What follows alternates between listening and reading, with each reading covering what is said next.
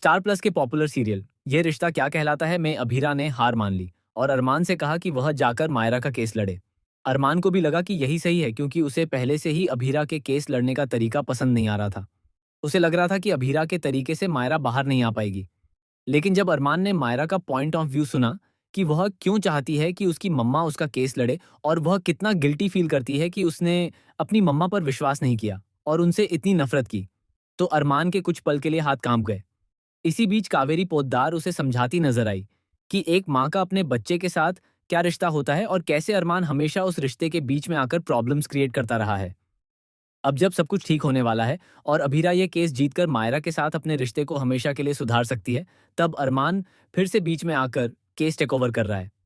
क्योंकि जिस तरह से अरमान ये केस लड़ना चाहता है, वैसा मायरा नहीं चाहती।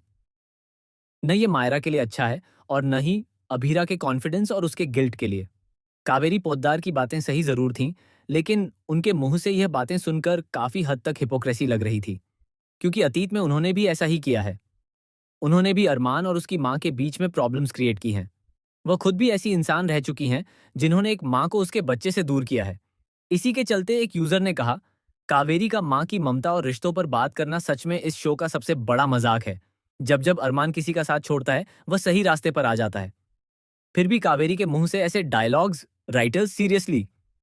एक और यूजर ने कहा, राइटर्स ये सुनिश्चित करते हैं कि मायरा हमेशा दोनों पेरेंट्स के बीच उलझी रहे, बजाय इसके कि वे एक टीम की तरह साथ हों।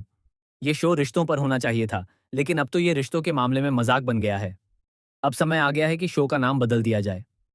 एक और यूजर ने लिखा, सबसे मजेदार बात यह है कि महान कावेरी पोद्दार ही कह रही हैं कि बच्चे को उसकी माँ से दूर रखा गया, लमाओ।